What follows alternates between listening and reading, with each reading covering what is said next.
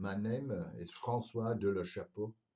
I have a little poem today. I will introduce a little trilogy of poems by myself and my friends. And this one is about George and is by Hillaire, Belloc.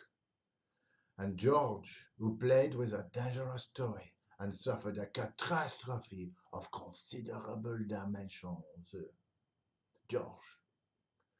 When George's grandmama was told that George had been as good as gold, she promised in the afternoon to buy him an immense balloon. And so she did. But when it came, it got into a candle flame, and being of a dangerous sort, exploded with a loud report. The lights went out, the windows broke, the room was filled with reeking smoke, and in the darkness shrieks and yells were mingled with electric bells, and falling masonry and groans, and crunching as of broken bones, and dreadful shrieks, when worst of all, the house itself began to fall. It tottered, shuddering to and fro, then crashed into the street below, which happened to be Savile Row. When help arrived among the dead were Cousin Mary, little Fred, the footman, both of them, the groom, the man that cleaned the billiard room, the chaplain, the still-room maid, and I am dreadfully afraid that Monsieur Champignon, the chef, will now be permanently deaf, with both his aides are much the same, while George, who was in part to blame, received, you will regret to hear, a nasty lump behind his ear. And the moral is that little boys should not be given dangerous toys. Loose Tooth by Arden Davidson. I've got a loose tooth that wiggles and jiggles and wriggles. I move it around, but it never comes out of my mouth. I pull it, I yank it, I twirl it, and I spank it, but it just never seems to want to come out of its house. I'd call the tooth fairy, but she's kind of scary, though I still cannot seem to be free of this wiggly loose tooth that, to tell you the truth, is making a sap out of me. I'm gonna give it one super strong yank, 'cause I could really use some money. Great Scott! It's out! At last it's out! But now I'm talking funny. Good morning, everybody. Johnny Grumbletump here with an educational story about the Battle of Hastings, as originally told by Marriott Edgar. Now, I'll tell of the Battle of Hastings, as happened in days long gone by, when Duke William became King of England and Harold got shot in the eye. It was this way. One day in October, the Duke, who were always a toff, having no battles on at the moment, had given all his lads the day off. They'd all taken boats to go fishing, when some chap in Conqueror's ear said, "Let's go put these up Saxons." Said Bill, "By gum, that's an idea." Then he turned around to his soldiers. He lifted his big Norman voice, shouting, "Hands up, who's coming to England?" That were all swank, 'cause they had no bloody choice. They started away about tea time. The sea was so calm and so still, and at 10:15 the next morning, they arrived at a place called Bexhill. King Harold came up as they landed, his face filled with venom and hate. He said, "If you've come for regatta, you've got here 6 weeks too late." At this William rose, cool but haughty. He said, "Give us none of your cheek. You best have your throne reupholstered. I'll be wanting to use it next week."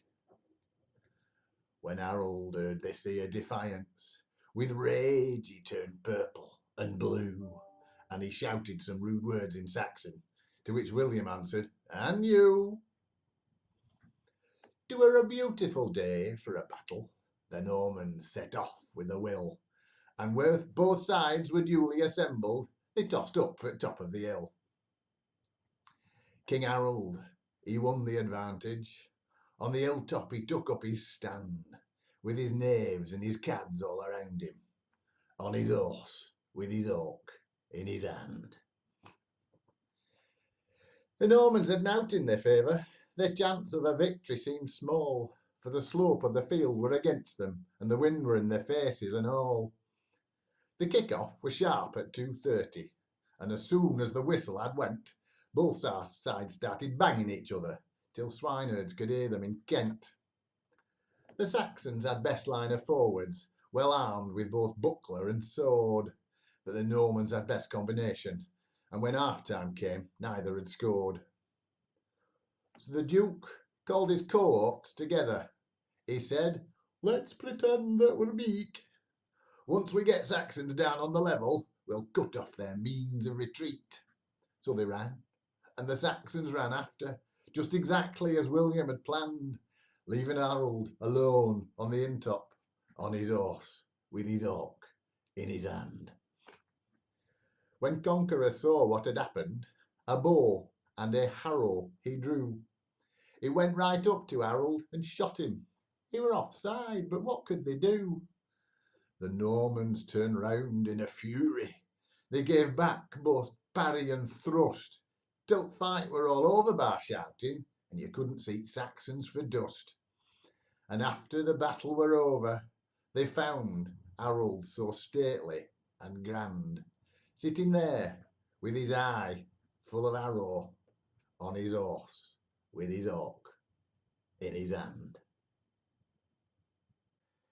Good morning. My name is Dieter Spectacles, and I have a couple of poems for you this morning. The first poem I would like to be telling you is the story of Fidgety Philip. And this is by Heinrich Hoffman, very fine man. The story of Fidgety Philip. Let me see if Philip can be a little gentleman. Let me see if he is able to sit for once at the table. Thus Papa bade Phil behave, and Mamma looked very grave. But Fidgety Phil, he won't sit still. He giggles, and then I declare, swings backwards and forwards and tilts up his chair, just like any rocking horse. Philip, I am getting cross. See the naughty, restless child, grilling still more rude and wild, till his chair falls over quite. Philip screams with all his might. He catches at the cloth, but then that makes matters worse again. Down upon the ground they fall, glasses, plates, knives, forks, and all.